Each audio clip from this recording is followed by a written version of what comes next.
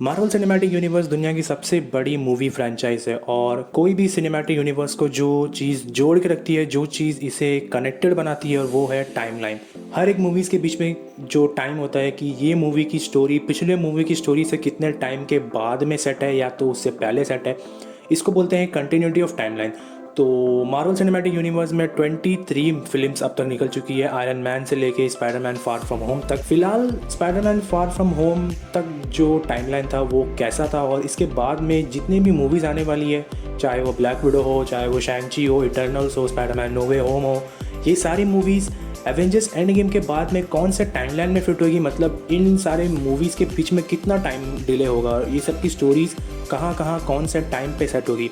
इस वीडियो में मैं आपको ब्रीफली एक्सप्लेन करूंगा कि एवेंजर्स एंड गेम के बाद में कैसे जो एमसीयू का टाइमलाइन है वो थोड़ा सा कॉम्प्लेक्स हो गया है।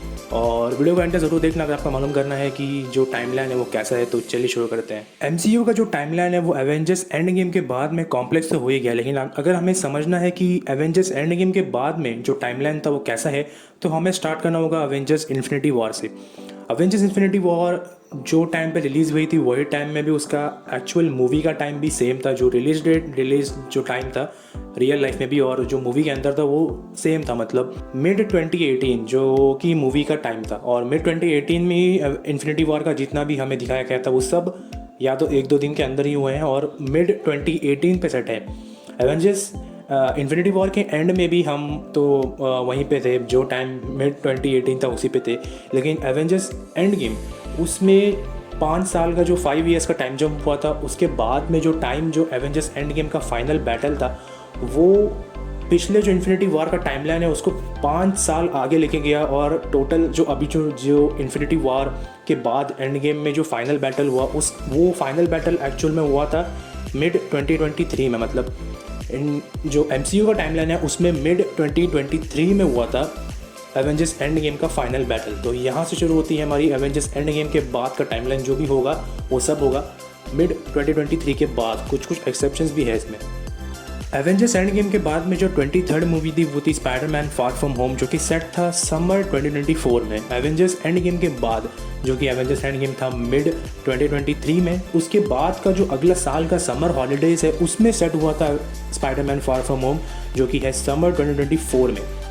तो स्पाइडरमैन फार फ्रॉम होम जो है वो समर 2024 में, और यही एक मूवी अब तक है जो एमसीयू को टाइमलाइन को सबसे आगे तक लेके गया एंड गेम के बाद में। लेकिन इसके बाद जो नो वे होम होगा वो इस टाइमलाइन को और आगे लेके जाएगा। स्पाइडरमैन फार फ्रॉम होम के बाद में हमें मिला था एक टीवी शो, जनवरी में आया था वांडा विजन।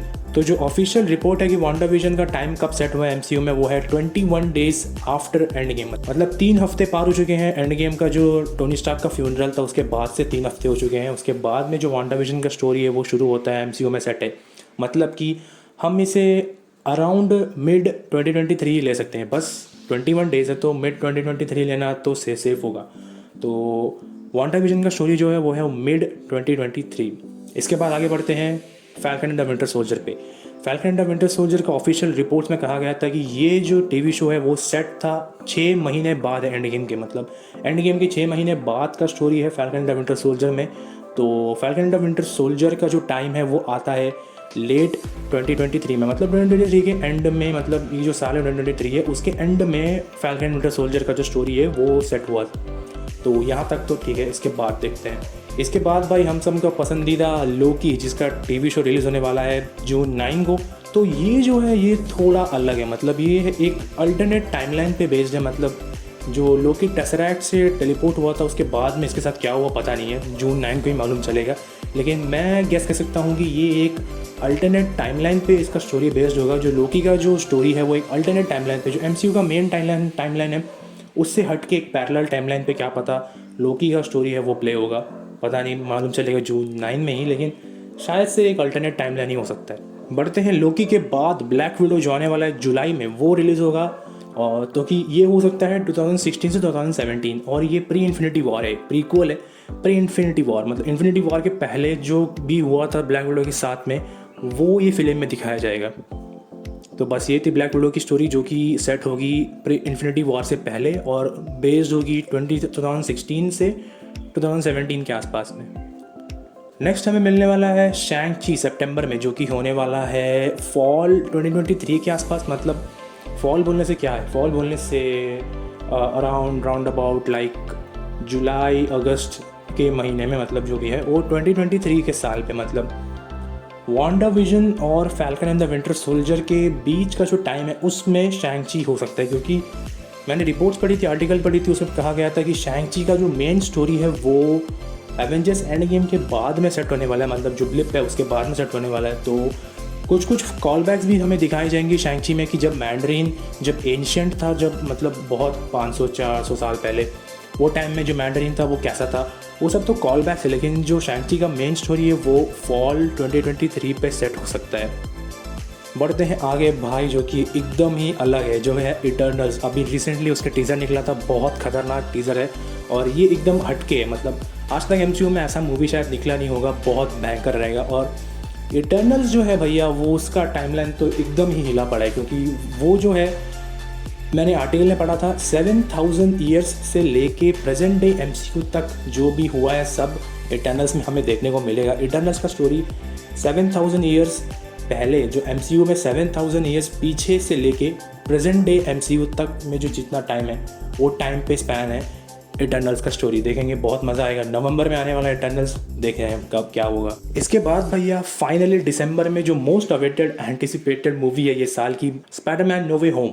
स्पाइडरमैन नो वे होम एक ऐसा मूवी है जो फार फ्रॉम होम के बाद का जो टाइम है उसको एक्सपैंड करेगा। और फार फ्रॉम होम के बाद नो वे होम जो है वो हो सकता है फॉल 2024 में, 2024 के साल के एंड के आसपास में हो सकता है जो नो वे होम का जो स्टोरी है।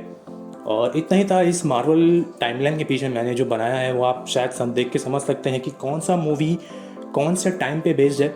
और मैं ये नहीं बोल सकता कि 100% सही है, लेकिन बोल सकता हूँ कि जितने मैंने जो न्यूज़ आर्टिकल्स और जितने भी ऑफिशियल रिपोर्ट्स पढ़े हैं कि कब कब सेट हुआ है, उसके हिसाब से मैंने ये जो चार्ट है इसको बनाया है। और अगर मुझे किसी एक फिल्म के बारे में बोलना है जिसका टाइमलाइन के बारे में मुझे बहुत कन्फ्यूजन है, तो वो होगा शैंग ची। क्योंकि शैंग ची कहीं भी हो सकता है, कभी भी हो सकता है, लेकिन एंड गेम के बाद में ही उसका मेन स्टोरी हो सकता है। तो इतना ही था इस वीडियो के लिए। अगर आपको ये वीडियो पसंद आया तो यार लाइक मारो, चैनल को सब्सक्राइब करो। मैं ऐसी मार्वल और भी बहुत सारे टॉपिक्स के ऊपर में जो एक्सप्लेनेशन वीडियो है वो बनाऊंगा। तब तक के लिए गुड बाय।